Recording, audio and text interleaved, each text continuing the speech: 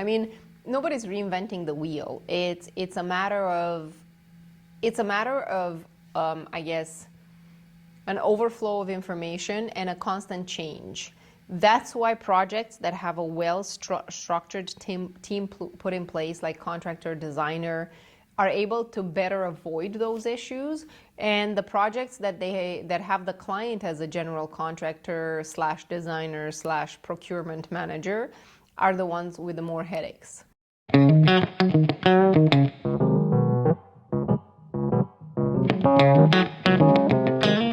Pop. Yeah. All in place. So they should be ready. So we could put the sawhorse like here. Yeah. Right. Here We or have in the still- bathroom. Yeah. Or even on the sink.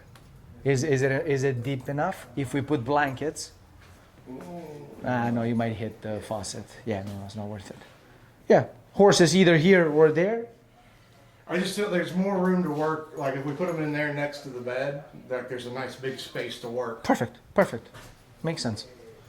Yeah, That way we you can just work around everything. you put them here, Right. and you work from one side anyway. Right. Yeah. Yeah. And now that way somebody can still be over here doing Yes, stuff. yes. Or I was actually looking at. This is for the bathroom.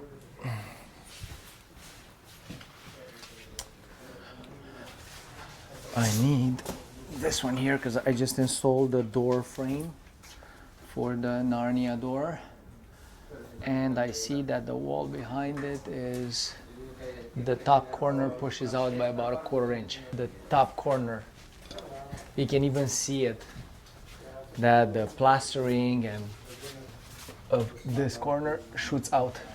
And if you look at the laser, this one right here, the first one, the first side of it, this one is perfectly straight vertically. This one is shooting out 1/4 inch at the top. So then that means that I have to cut from here and push it inwards. Either I cut there and I push it in, or I pull the bottom out. But see, like this. Let's see.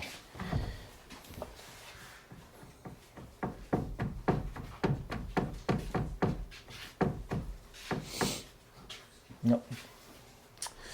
I need a shim. We're gonna put a trim all the way to cover whatever's left of the wall and above the door. So everything's gonna be finished in the same paint. The whole walkway here is gonna be dressed in exactly this color. Do I give in? Not really. It's not about giving in. It's about proposing a solution on our part and helping implement it. That's what it is about. It's like I told you, I don't believe in the saying that the customer is always right. I will never believe in that.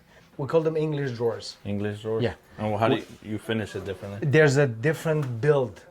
So right Just now, build them shorter. no. Well, yeah, you're gonna have to build them shorter so that they stay inset. Uh-huh. And right now, the front of the drawer box is in between the sides. On an English drawer, the front overlaps the sides, and it's longer on the exterior because there's a lot more complications with it. You're gonna see we use it a lot. You cannot use the track exactly in the same formula that we did here, to where the track touches the side of the box with an English drawer. The customer hires people who help them see what's right and what's wrong. But unless you're in this industry, just because you watched a few HGTV specials or some shows on Netflix, it's very hard to understand the level of detailing. It's very hard, and it's disrespectful to the trades to tell them how to do their job when you haven't been in their shoes. You're gonna see them only when you open the drawer front. Right. When it's closed, the drawer front will cover everything. Yeah. Because otherwise, there's no room for the tenon and dado that needs to be done on an English drawer. Because it's right at the edge. In the space that you have to play with the bloom tracks is 730 seconds on either side. Yeah. That's it. In 730 seconds, if you have a dado So on the piece, shorten the drawer box. and then have the front stick out just a little bit to cover the slides. Exactly. But what are you asking? No, just It's really good for the video. So keep on asking. If you have questions like this, I'm pretty sure Mike loves them, right?